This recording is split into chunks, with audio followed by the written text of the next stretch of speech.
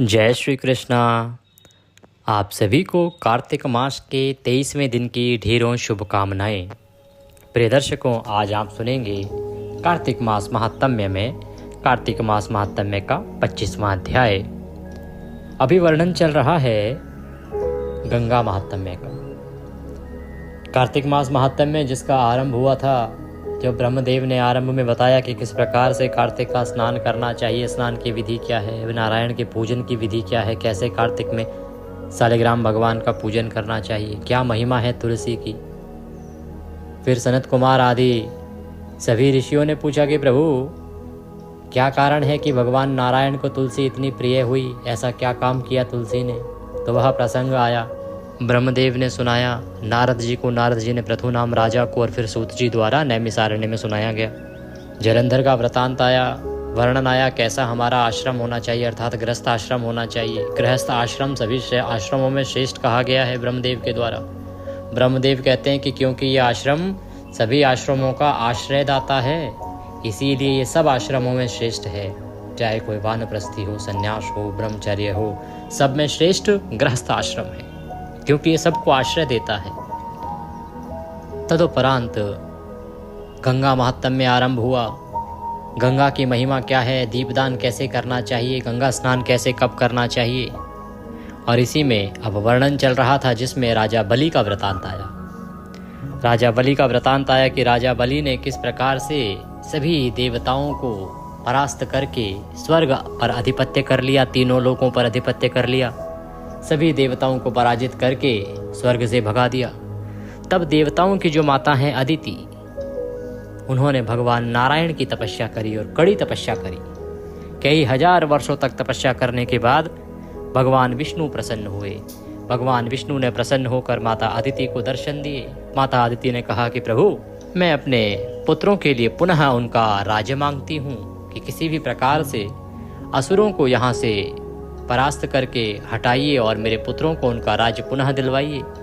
अब क्योंकि जो असुर हैं वो भी मेरी ही बहन के, क्योंकि दिति और अदिति की शादी हुई थी ऋषि कश्यप से, जिनकी संतानें हुई देव और दानव, तो ये भी इनके भाई हैं। तो मैं इनकी मृत्यु नहीं चाहती, इनको मारिए मत, बस इनको यहाँ से भगा दीजिए किसी प्रकार से, जिससे कि मेरे पुत्र देवताओं को फिर से स्वर्ग का राज्य मिल जाए। भगवान नारायण कहते हैं तथास्तु देवी। अब क्योंकि आप शत्रुओं की माता है, उसके बाद भी आपका शत्रुओं के प्रति इतना प्रेम है कि आप उन्हें मारना नहीं चाहती, यह बड़ा अद्भुत है। मैं इससे बड़ा प्रसन्न हूँ, इसीलिए मैं आपको वरदान देता हूँ कि मैं आपकी कोख से आपके पुत्र के रूप में जन्म लूँगा। भगवान ने आशीर्वाद दिया। माता अदिति अपने आश्रम में वापस आ गई। समय व्यतीत हुआ, समय का चक्र घूमा और समय के चक्र के साथ ही भगवान नारायण ने वामन रूप में माता अदिति के गर्भ से जन्म लिया। यह वृतांत आपने कल के अध्याय में सुना। अब यहाँ से आगे का वृतांत हम आज सुनेंगे। इसमें माँ गंगा का प्रादुर्भाव भी होगा, अर्थात माँ गंगा का जन्म भी होगा आज ही के अध्याय में। तो आइए प्रिय दर्शकों, आज का अध्याय आरंभ करते हैं। जो दर्शक हमारे साथ नए जुड़े हैं या पहली बार हमें सुन रहे हैं, देख रहे हैं, उनकी जानकारी के लिए बताएं कि ये जो महात्म्य है, जो कार्तिक मास महात्म्य है, जो कि पुराण में मुख्यतः संस्कृत में वर्णित है और ये ब्रह्मदेव द्वारा कहा गया है। ब्रह्मदेव द्वारा नारद जी को कहा, नारद जी प्रथुनाम राजा को सुनाते हैं और वहाँ से ये सूत जी द्वारा नैमिसारण्य के ऋषियों को सुनाया गया। तो यही जो जिसे कहते हैं कि सही ओरिजिनल जो महात्म्य है, वो यही है जो पुराणों में लिखित है। तो इसीलिए मैं अनुरोध करूँगा कि प्रतिदिन महात्म्य अवश्य सुनिए, चाहे कथाओं के नाम पे जो मर्जी सुनिए आप, लेकिन महात्म्य का श्रवण अवश्य कीजिएगा। क्योंकि बाकी चैनल्स पर भी मेरी जो टीम है उन्होंने बहुत बार देखा है, मुझे भी सुनाया है। लोग क्या कर रहे हैं, 3-4 कथाओं को जोड़ के महात्म्य के नाम पे चला देते हैं। तो कथाएं सुनना गलत नहीं है, ये तो चातुर्मास है, कार्तिक मास है, भगवान की जितनी कथाएं सुने उतना कल्याणकारी है। परंतु महात्म्य का जो महत्व है ना, वो उन कथाओं से पूरा नहीं होता। तो इसीलिए मेरा अनुरोध है कि यदि महात्म्य सुनना चाहते हैं तो हमारे साथ जुड़े और सही महात्म्य सुने। क्योंकि हमारे पास ये जो महात्म्य है, ये हमारे पूर्वजों की देन है। हमारे 90 साल व्यतीत हुए हैं। मेरे पूज्य दादा श्री रामेश्वर दयाल जी पांडित्य कर्म में उन्होंने ऊंचाइयों को छुआ। मेरे पिताश्री जो पिछले कुछ दिनों में ही ब्रह्मलीन हुए हैं, उन्होंने लगभग 48 साल सेवा दी इसी पांडित्य कर्म में। तो इसीलिए मेरे पास 100 साल पुरानी पुस्तकें भी यहाँ उपलब्ध हैं, क्योंकि मेरे पूर्वजों ने मेरे लिए एक लेगेसी छोड़ी है जिसको मैं आगे बढ़ाने का प्रयास करूँगा। तो सही जानकारी पाने के लिए या सही कथाएं सुनने के लिए, महात्म्य सुनने के लिए हमारे साथ जुड़े रहिएगा। आइए अध्याय आरंभ करते हैं। आपसे निवेदन है कि यह भगवान विष्णु के पवित्र कार्तिक मास महात्म्य का वीडियो है, तो कृपया वीडियो को एक बार लाइक अवश्य कर दीजिएगा। परमेश्वर वासुदेव की कृपा प्राप्त करने के लिए और अपने कार्तिक स्नान को सफल बनाने के लिए कमेंट बॉक्स में अवश्य लिखिएगा जय श्री हरि या ओम नमो भगवते वासुदेवाय। जितना लिखेंगे उतना पाएंगे। आप देख रहे हैं देवभूमि ज्योतिष संस्थान का प्रतिष्ठित यूट्यूब चैनल देवभूमि धार्मिक। हम यहाँ सभी व्रत और त्योहारों की सही शास्त्रीय जानकारी प्रदान करते हैं। ज्योतिष शास्त्र और पंचांग के आधार पर बताते हैं कौन सी तिथि कब है, व्रत आदि कब करना है, क्या विधि है, क्या नियम है और क्या गलती आपको नहीं करनी है।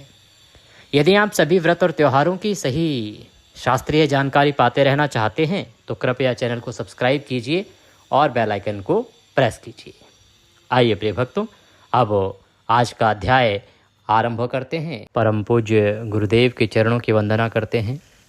गुरुर्ब्रह्मा गुरुर्विष्णु गुरुर्देव महेश्वरः गुरुर्साक्षात् परब्रह्म तस्मै श्री गुरुवे नमः। बोलिए गुरुदेव महाराज की जय। या देवी सर्वभूतेषु मां सरस्वती रूपेण संस्थिता नमस्तस्यै नमस्तस्यै नमस्तस्यै नमो नमः। बोलिए सरस्वती महारानी की जय। बोलिए प्रथम पूज्य गणेश जी महाराज की जय। बोले कार्तिक मास महात्म्य की जय। आप सभी दर्शकों को, आप सभी श्रोतागण को मेरा नमस्कार। आइए आज का अध्याय आरंभ करते हैं। भार्गववाचः भगो दैत्यपते सौम्य अपहर्तु तगाश्रयम् विष्णुर्वामन रूपेण अदिते पुत्रं गतः। शुक्राचार्य बोले कि हे सौम्य, विष्णु तुम्हारा राज्य लेने के वास्ते अदिति के गर्भ से उत्पन्न हो चुके हैं। हे राजन, तुम्हारे यज्ञ में आए हैं और इनको कुछ देना नहीं। तो जैसे ही भगवान वामन के रूप में भगवान विष्णु ने जन्म लिया, अब क्योंकि दैत्यों के जो आचार्य हैं, गुरु हैं शुक्राचार्य, वो भी कोई साधारण तो है नहीं।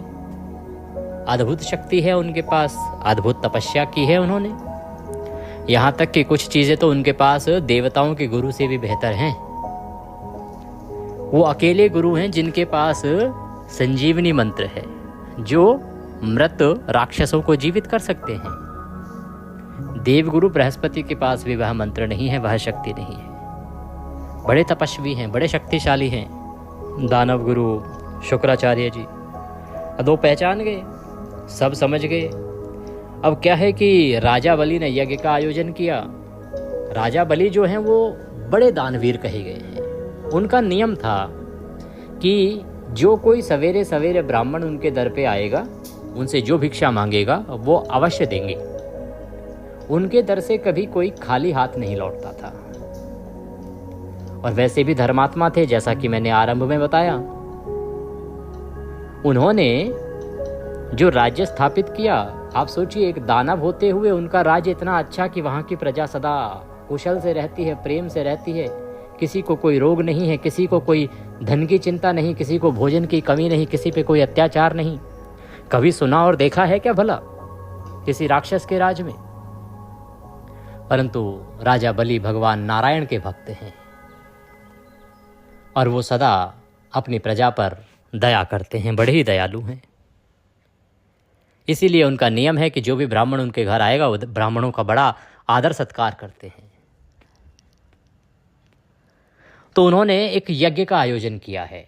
राजा बलि ने एक यज्ञ का आयोजन किया है और उस यज्ञ में अब वामन रूपधारी भगवान विष्णु पहुंच रहे हैं, पधार रहे हैं। तो उससे पहले देवगुरु शुक्राचार्य जो हैं वो राजा बलि को समझा रहे हैं, एडवांस में ही सब बता दे रहे हैं कि भाई विष्णु ने अवतार ले लिया है और वो ही तुम्हारे सामने आए हैं यज्ञ में। प्रिय भक्तों, अपनी बुद्धि जो है वो सुखकारी होती है और गुरु की बुद्धि जो है वो विशेष सुखकारी होती है। दूसरे की बुद्धि विनाश करने वाली होती है और स्त्री की बुद्धि प्रलयकारी होती है। समझिएगा, जब आप अपने विवेक से काम लेते हैं, अपनी बुद्धि से काम लेते हैं, तो उससे आपको जीवन में सुख प्राप्त होता है।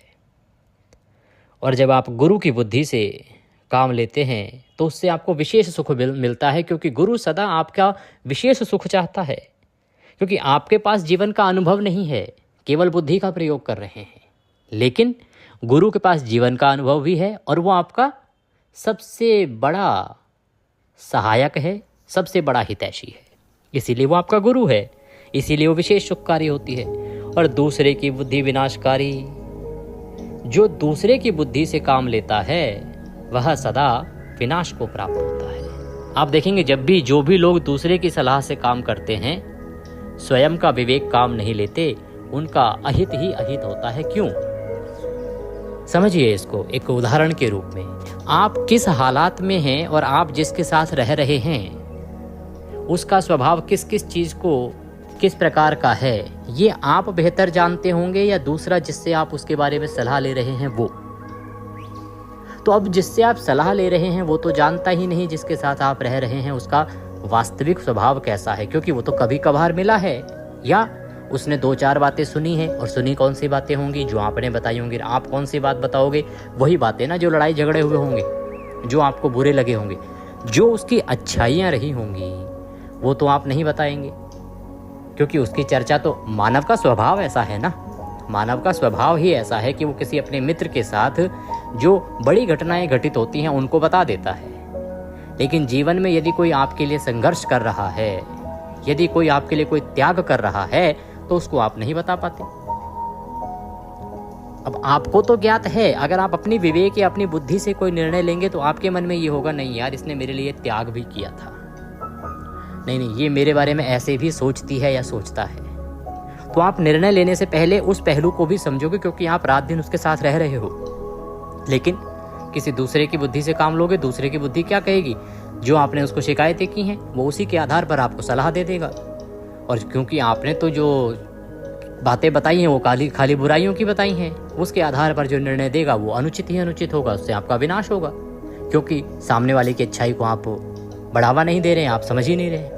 इसीलिए दूसरे की बुद्धि से कभी काम नहीं लेना चाहिए। अपनी बुद्धि चाहे आपकी कम चले, चाहे आपकी बुद्धि कम ही क्यों ना चलती हो, फिर भी जो आप निर्णय करेंगे परिवार के विषय में वो ज़्यादा उत्तम करेंगे। शास्त्रों में लिखा है कि स्त्री की बुद्धि विनाशकारी या प्रलयकारी होती है। इसको समझिएगा, इसको अनुचित ना लीजिएगा।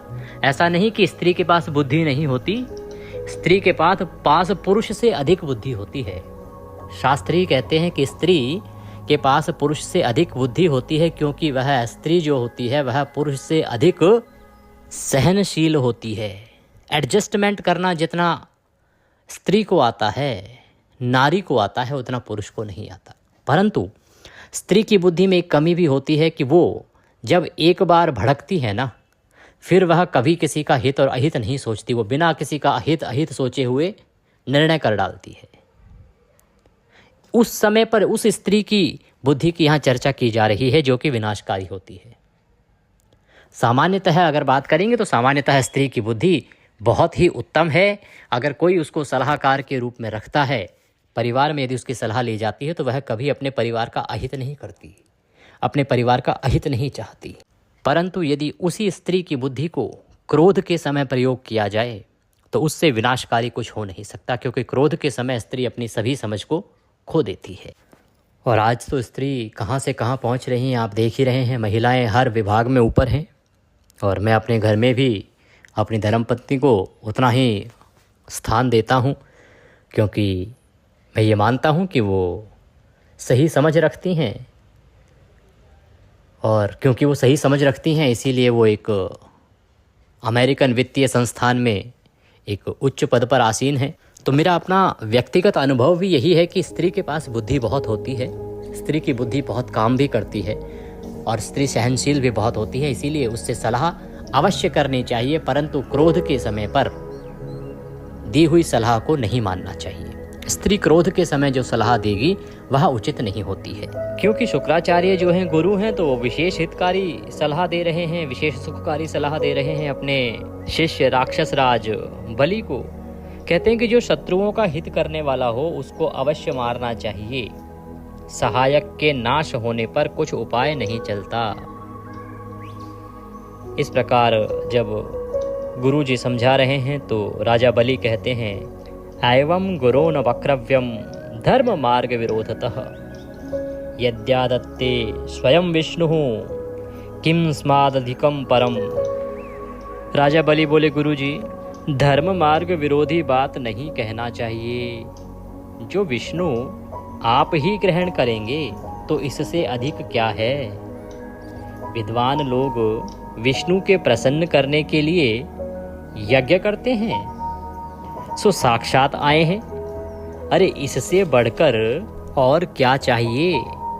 राजा बलि कहते हैं कि हे गुरुवर, आप तो गुरु हैं, धर्म विरोधी बातें आपको शोभा नहीं देती। अगर भगवान विष्णु मान लो स्वयं आए हैं ग्रहण करने के लिए, तो इससे अच्छा क्या हो सकता है। अरे विद्वान लोग तो भगवान विष्णु को प्रसन्न करने के लिए न जाने कितने जप करते हैं, तप करते हैं, यज्ञ करते हैं। सो साक्षात हमारे यहाँ पर अगर पधारे हैं तो इससे बढ़कर तो गुरुवर कुछ हो ही नहीं सकता। किसी दरिद्री से भी विष्णु को क्या दिया हुआ दान अक्षय होता है। अगर कोई दरिद्री पुरुष है वह भी अगर विष्णु को कुछ दान दे देगा तो क्या वो अक्षय होगा। परम भक्ति से स्मरण किए गए पुरुषोत्तम भगवान पवित्र हैं, और दुष्ट चित्त वाले भी जो भक्ति से विष्णु जी का स्मरण करते हैं उनका भी पाप विष्णु जी हरते हैं। कहते हैं कि जो भगवान विष्णु हैं वो तो सबको पवित्र करने वाले हैं।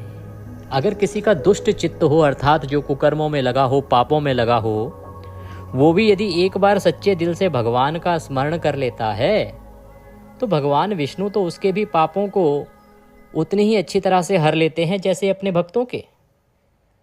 जैसे इच्छा बिना भी स्पर्श की हुई अग्नि जलाती है, जिसकी जिह्वा में हरि ऐसे 2 अक्षर वर्तमान हैं, वह पुरुष आगमन रहित विष्णु के लोक को प्राप्त होता है। गुरुजी कहते हैं कि हे गुरुवर, अगर हम अग्नि की बात करें तो आपकी इच्छा नहीं भी होगी ना जलने की, फिर भी अगर आप उसको छुओगे तो वो तो जलाएगी। गुरुवर, जिसकी जीभ पर हरि नामक 2 अक्षर आ जाते हैं ना, जो हरि 2 शब्द बोल लेता है, वह पुरुष आगमन रहित विष्णु के लोक को प्राप्त होता है। आगमन रहित अर्थात जहाँ से दोबारा आपका आगमन नहीं होता, जहाँ आपकी मुक्ति हो जाती है। लोग नारायण को क्यों भजते हैं? मुक्ति के लिए। मुक्ति किससे? इस जन्म मरण के जो चक्र है इससे छुटकारा चाहिए कि बार बार जन्म लोगे, फिर कर्म करोगे, फिर पापों को भोगोगे, फिर मृत्यु लोक में जाओगे, फिर जन्म, फिर मृत्यु। इस प्रकार का जो चक्र है, इससे मुक्ति पाने के लिए ही तो जीव हरि को भजता है। तो हरि नामक जो शब्द हैं, इनको जो जप लेता है वह इस जन्म मरण के बंधन से छूट जाता है। राजा बलि कहते हैं कि अग्नि में व ब्राह्मण में जो लोग हवन करते हैं, विष्णु की बुद्धि करके उसमें विष्णु प्रसन्न होते हैं। मैं तो विष्णु जी के प्रसन्न होने के वास्ते यज्ञ करता हूँ। कहते हैं कि जो ब्राह्मण हैं, ऋषिगण हैं, वो यज्ञ करते हैं। किस लिए करते हैं? हवन करते हैं। किस लिए करते हैं? भगवान विष्णु को प्रसन्न करने के लिए, और उसी से भगवान विष्णु प्रसन्न होते हैं। तो मैं भी भगवान विष्णु के प्रसन्न होने के वास्ते ही यज्ञ कर रहा हूँ। यदि आप ही विष्णु यहाँ आते हैं तो मैं तो कृतार्थ हो गया। मैं ये जो यज्ञ कर रहा हूँ ये भी तो उन्हीं की प्रसन्नता के लिए कर रहा हूँ। अगर वो आ गए यहाँ तो इससे बड़ा मेरे लिए क्या सौभाग्य हो सकता है। ऐसे बलि नाम दानव के बोलते हुए वामन रूपधारी भगवान यज्ञ के स्थान में आ गए।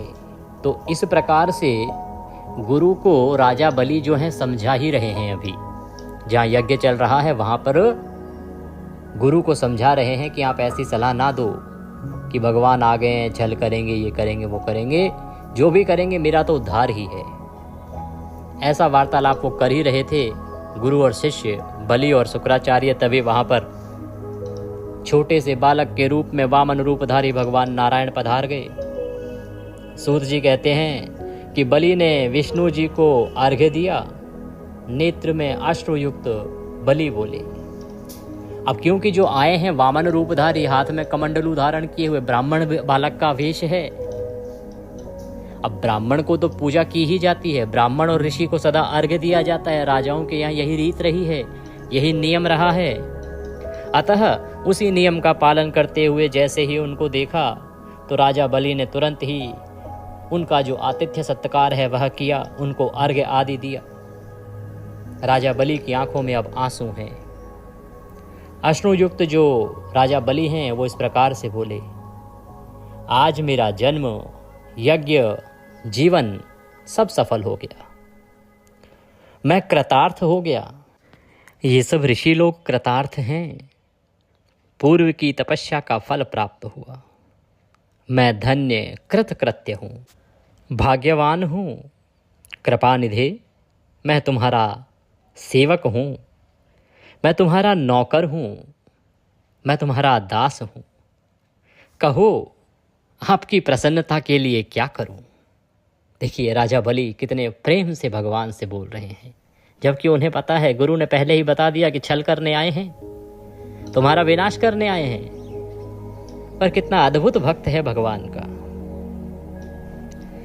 कहते हैं कि प्रभु बताइए, मैं तो आपका सेवक हूं, आपका नौकर हूं, मैं आपकी क्या सेवा कर सकता हूं।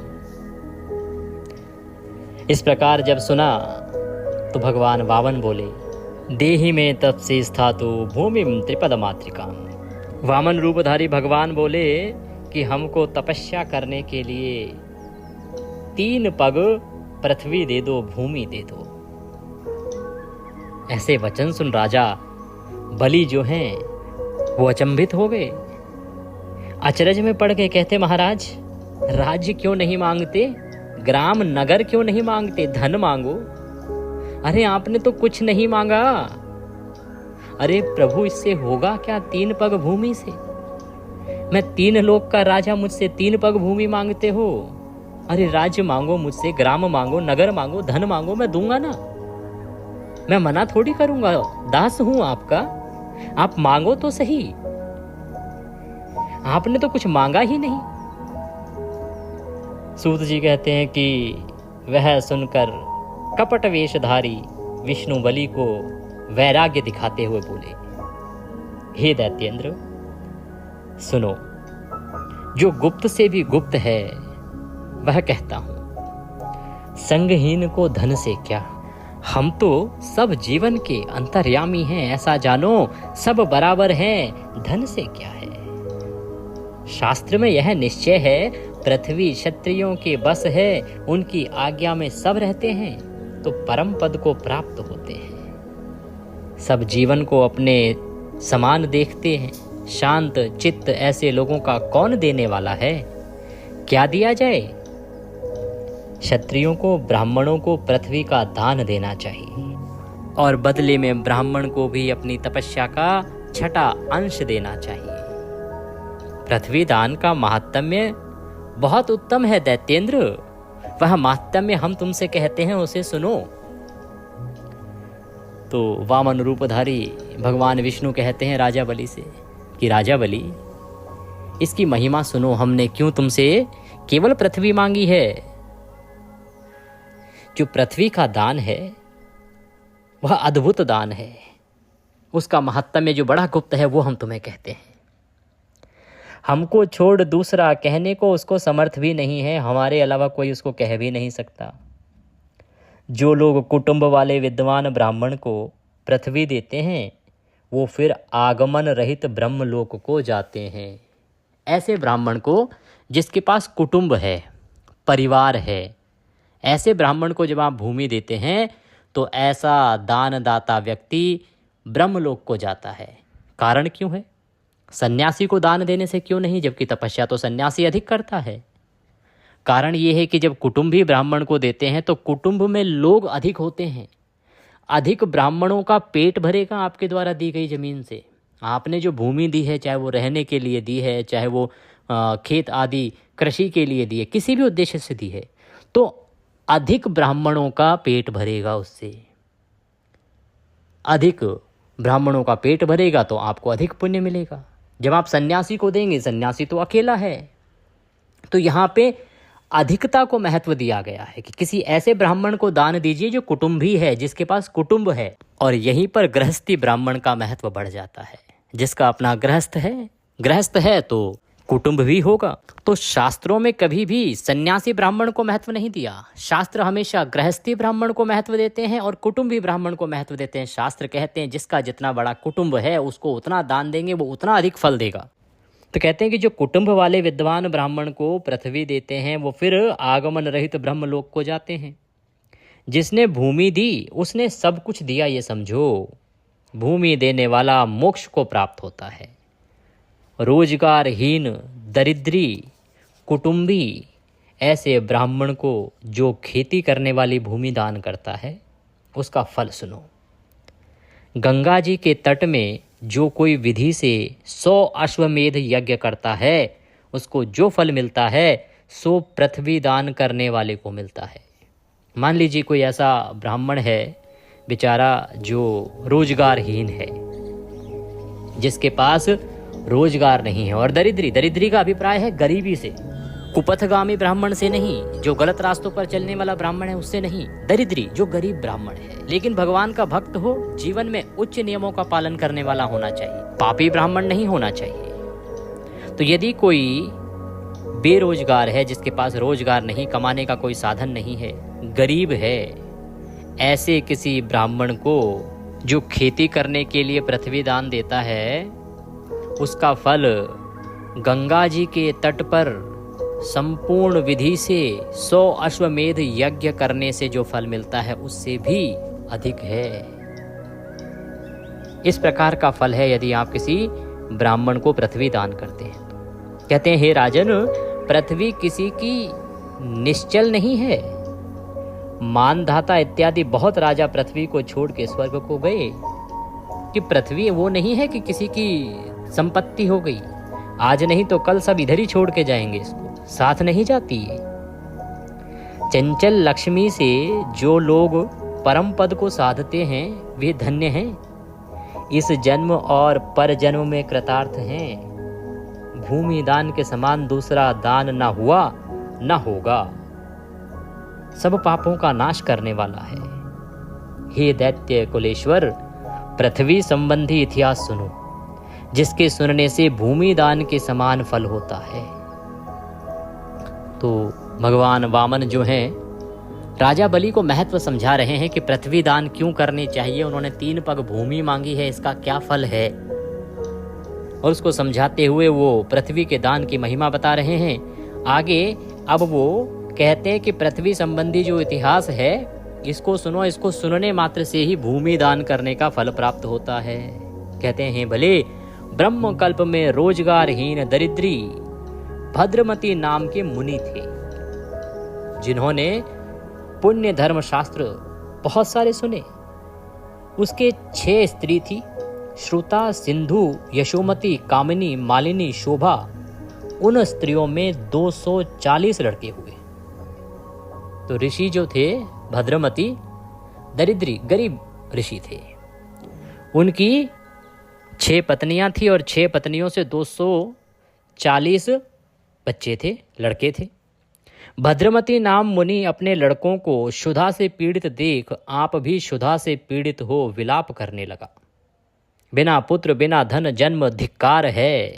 तो ऋषि गरीब तो थे ही, अब ना तो लड़कों को खाना मिल रहा, तो वो भी क्षुधा से पीड़ित हैं, अर्थात भूख से पीड़ित हैं, और स्वयं भी भूख से पीड़ित हैं, और भूख से पीड़ित होकर विलाप कर रहे हैं। कहते हैं कि धिक्कार है ऐसे जीवन को जिसमें धन नहीं, इस जन्म को धिक्कार है। धर्म अतिथि पूजन आचार स्नान रहित जन्म को धिक्कार है। मांगने वाले सुख रहित जन्म को धिक्कार है। जिस जन्म में केवल मांगना पड़े, सुख हो ही ना, ऐसे जन्म को भी धिक्कार है। गुण सौम्यता पांडित्य समीचीन कुल में जन्म, यह सब दरिद्री के नहीं शोभित होते। कहते हैं कि जो गरीब है ना, उसको ये सब चीज़ें शोभा ही नहीं देती। पुत्र पौत्र, मामा का लड़का, भाई, शिष्य दरिद्री को छोड़ देते हैं। चाहे ब्राह्मण हो चाहे चांडाल हो, भाग्यवान होता है। कहते हैं कि जिसके पास धन है ना, वही भाग्यवान है। जो दरिद्री है उसको तो सब छोड़ देते हैं। चाहे पुत्र हो चाहे पौत्र हो, चाहे मामा का लड़का हो, सगा हो, भाई हो, कोई भी हो, सब छोड़ देते हैं गरीबों को, दरिद्री को। दरिद्री पुरुष मुर्दा के समान लोक में निंदित होता है, और द्रव्यवान चाहे कठोर हो तो भी कोमल है, गुणहीन भी गुणी है, और मूर्ख भी पंडित है। द्रव्यवान पूज्य है। कहते हैं कि जो दरिद्री है ना, वो चाहे जितना मर्जी विद्वान ही क्यों ना हो, वह निंदित ही है। और जो धनवान है, द्रव्यवान का अभिप्राय है जिसके पास द्रव्य है, धन अच्छा है, पैसे हैं, वह चाहे कितना ही कठोर क्यों ना हो फिर भी कोमल है। उसके अंदर गुणों की कमी ही क्यों ना हो, पूर्ण रूप से गुणहीन होने के बाद भी वह गुणी कहलाएगा, और मूर्ख होने के बाद भी वह पंडित है। और द्रव्यवान सदा ही इस पृथ्वी पर पूज्य है, इसमें संशय नहीं। इस प्रकार से वह ऋषि बोल के विलाप कर रहे हैं। दरिद्र के दुख से आशा अति दुखदायी है। आशा में प्राप्त मनुष्य अत्यंत दुख को प्राप्त होते हैं। जो लोग आशा के दास हैं वे सबके दास हैं। जिनकी आशा दासी है उनका सब लोक दास है। सब शास्त्रों के जानने वाले दरिद्री गूंगे के समान रहते हैं। दरिद्र रूपी महाग्राह ने जिसको पकड़ा उसको छुड़ाने वाला कोई नहीं है। दुख से दुख, दरिद्रता, दरिद्र में बहुत स्त्री बहुत पुत्र वाला अति दुखी है। कहते हैं कि जो दरिद्री है वो अगर अधिक स्त्री वाला है तो उसको अधिक दुख है, अधिक पुत्र वाला है तो उसको अधिक दुख है। सब शास्त्रों के अर्थ जानने वाला भद्रमती नाम ब्राह्मण ऐसा बोल ऐश्वर्य के देने वाला धर्म मन के करके विचार करने लगा। वो जो भद्रमती ब्राह्मण है वो बड़ा विद्वान है, वेदों का बड़ा ज्ञान है, परंतु दरिद्री है, गरीब है। तो इस प्रकार से वह सभी शास्त्रों के विषय में विचार करके, धर्म के विषय में विचार करके बोलने लगा है। सब दानों में उत्तम परम धर्मदायक सर्व काम फलप्रद भूमि दान उत्तम कहा है, जिसके देने से मनुष्य जो मनोरथ करे सो प्राप्त होता है। ऐसा विचार हे भले बुद्धिमान धीर भद्रमती नाम ब्राह्मण स्त्री सहित कौशाम्बी नाम नगरी को गया। सब ऐश्वर्य युक्त सुघोष नाम ब्राह्मण के पास जाकर बोले, हे भले, उसने 5 हाथ भूमि मांगी। धर्म में प्राप्त सुघोष कुटुंबी ब्राह्मण को देख मन से प्रसन्न ब्राह्मण का पूजन करने लगा और पूजन करके बोला, हे भद्रमते, मैं कृतार्थ हूँ, मेरा जीवन सफल है, मेरा कुल स्तुति करने लायक हुआ। हे सुव्रत, हमारे ऊपर अनुग्रह करो। धर्म में प्राप्त सुघोष ने ऐसा बोल पूजन करके 5 हाथ पृथ्वी उस भद्रमते ब्राह्मण को दे दी। पृथ्वी पुण्य है, विष्णु की है, विष्णु से पालित है। पृथ्वी के दान से भगवान प्रसन्न होते हैं। ऐसे मंत्र से सुघोष नाम ब्राह्मण ने विष्णु जी को भक्ति से पूज के भद्रमती को 5 हाथ पृथ्वी दी। सुघोष भूमि दान के प्रभाव से विष्णु जी के मंदिर में प्राप्त हुए, जहां जाकर शोक को नहीं प्राप्त होता। पूर्व जन्म स्मरण प्राप्त कर वह महाभाग्यवान उत्तम सुख को प्राप्त हुआ। सो भद्रमती ने भी मांगने से मिली हुई 5 हाथ पृथ्वी कुटुंबी विद्वान विष्णु के भक्त को दी। विष्णु भगवान ने भद्रमती नाम ब्राह्मण को अत्यंत ऐश्वर्य दिया और कोटि वंश से युक्त उत्तम मोक्ष दिया।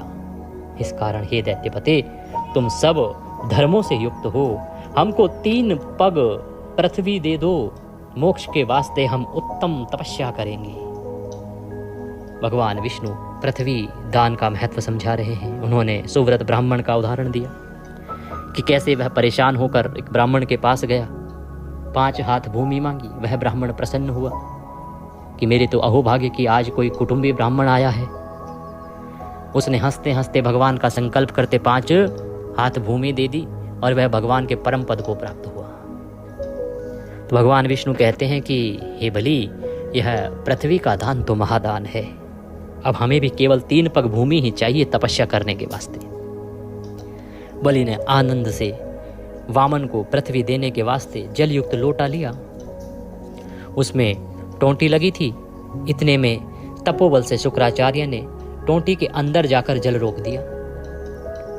अब क्योंकि पृथ्वी देनी है तो संकल्प तो करना पड़ेगा। संकल्प के लिए हाथ में जल लेना पड़ेगा। जल लेना पड़ेगा तो जो लोटा था जिसमें राजा के लिए जल लाया गया था उसमें टोंटी लगी थी, नलकी लगी थी कि लाओ भाई जल दो, हम संकल्प लेते हैं।